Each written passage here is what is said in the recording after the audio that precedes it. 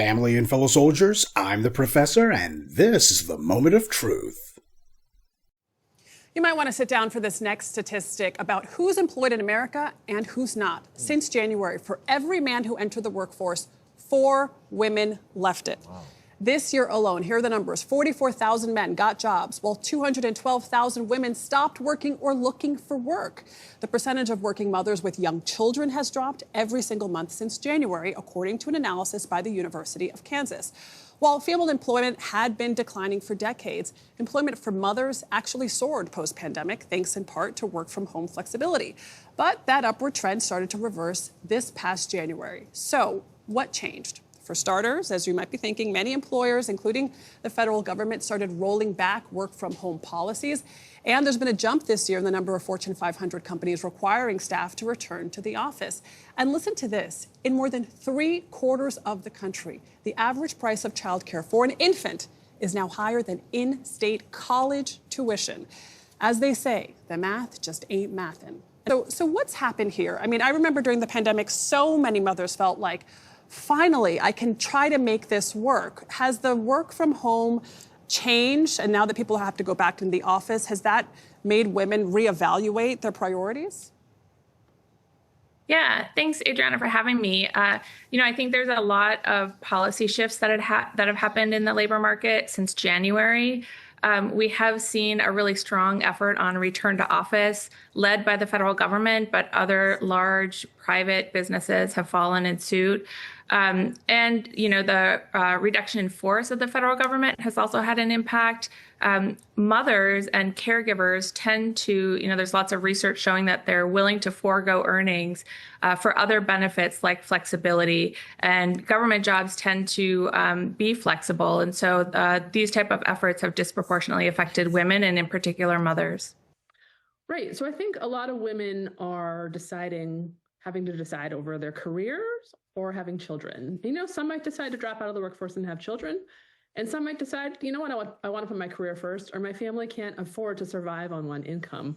One interesting thing is they actually looked at the pandemic childcare subsidies, and they actually earned some money back because women were entering the workforce, and that was coming back to the government in the form of taxes.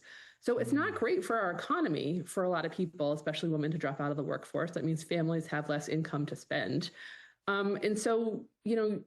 Rather than encouraging families to expand while people can pursue these careers, these return to office and end of childcare subsidy policies are really doing the opposite. It's a fascinating data point and issue happening for so many people. Folks should read your Time article. It's really interesting. Alana Samuels, thanks for joining us this morning. Great to see you. Thank you. Since at least the spring of this year, we've been hearing that black women in particular were losing their jobs en masse. The numbers that got kicked around was 100,000, but it actually was more than that because all groups across the board had lost hundreds of thousands of jobs this year, but black women had lost 100,000 more than everyone else. Earlier this month, we heard that it had happened again, apparently with larger numbers this time around. The narrative around all of this job loss among black women was that basically black women were being phased out. That's basically the point of what the white media was saying. Black women are just being made obsolete. They're otherwise being mass downsized. It's the end of DEI, etc. The narrative from the white media was that this was a black woman problem because they were being driven out of the workforce. That's the wording that they were using. Black women are being driven out, forced out. They're just being put out. This is the end of black women in the workforce, and that the government was reducing size and spending, and black women were losing those government jobs. They were losing all of that improper government support that they were getting. Some white media reporting said that a few of those black women were going to try entrepreneurship, but the main thrust of the white media reporting on these black women losing their jobs was that they were getting kicked out and had nowhere to turn. That's what the white media had been on that. Oh, but what a difference it makes when the subject is white women, because here we are a few weeks later, and the same white media is now reporting that it's women in general, which means white women, the ones who voted for the orange man. So those who had been saying that this was a black woman problem for the last several months, now they're saying it's about women in general. But instead of it being a bad thing, now it's being portrayed as a good thing. The spin that the white media is putting on it now is that these are working white mothers who are not getting forced out of their jobs. They're choosing to leave the workforce so they can focus on family. If it's black women, they're the ones getting mass laid off. But white women, on the other hand, this was all their own idea. Now it's no longer about women losing their jobs. It's about working families making a decision based on the cost of childcare. Which, by the way, that's not news at all. The cost of childcare has been outrageous in the United States for decades. This isn't news, so that slant doesn't wash. But the same white media that had been pathologizing black women losing their jobs is now lumping them in with these white women, well, kind of. So in the white media in the U.S., women were leaving the workforce in record numbers because they've chosen to. Meanwhile, over on the BBC, they're saying that it's successful women who are choosing to leave the workforce for the same reasons. As a new mom at the start of the pandemic, I was writing as a business reporter about the high numbers of women who were being forced out of the workforce, millions of them. And I thought to myself, well, this is interesting. And so as a purely data-driven question, I wondered how many women in those millions of women being quote unquote forced out were actually making a conscious choice because they suddenly were in a position where they were being exposed to what life might be like being home with their kids. This was a story about a very specific subgenre of women deciding to step away. There has been an uptick since the pandemic in women identifying as stay-at-home moms, in the number of women identifying as working part-time from home. Female leaders, mothers and non-mothers, were leaving their companies at sort of record rates. So all of the sort of post-pandemic data was bearing out this idea that all of the flexibility, the remote work, people moving away, having more time with your kids, all of it kind of came together in this stew to have, I would say all of us, and especially women, sort of recalibrate our priorities. Same story, they just put the word successful in there. All of these women focusing on raising their children, which of course begs the question, who's paying the bills for them then?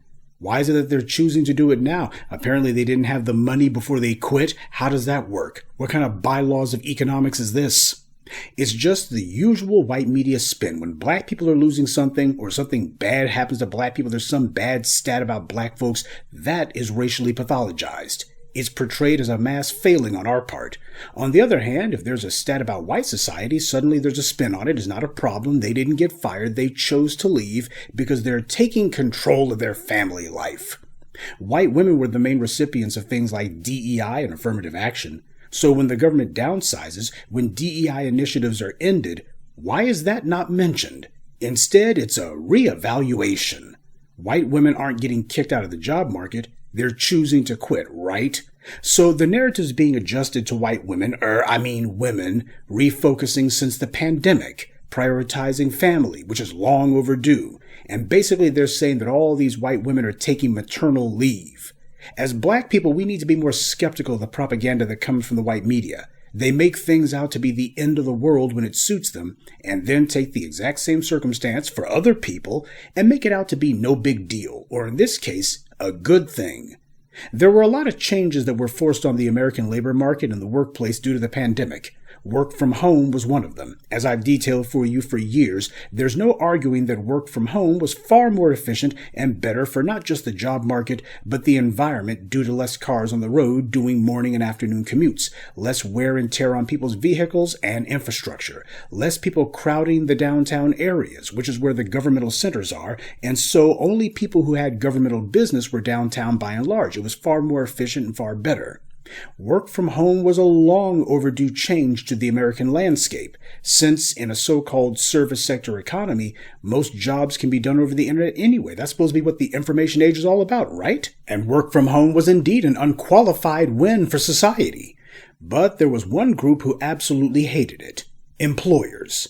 First reason they hated it was because for a lot of these employers, having an office with people in it was a key part of their own identity. It validated for these employers that they were in charge of something, mostly people. Secondly, most employers don't really work that hard. It's their job, however, to make sure that the employees do, and being untrustworthy and lazy, most of these business owners were terrified that if they couldn't see the employees, then that means, well, hell, the boss ain't really working, so obviously the employees aren't really working either, right?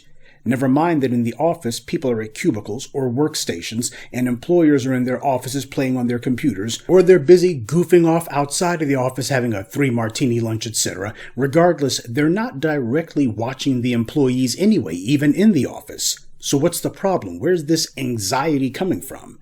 If the employees aren't where they can see them, then the employers simply feel as if they aren't working. And lastly, a lot of businesses use their office space as a real estate investment. It's part of their business portfolio.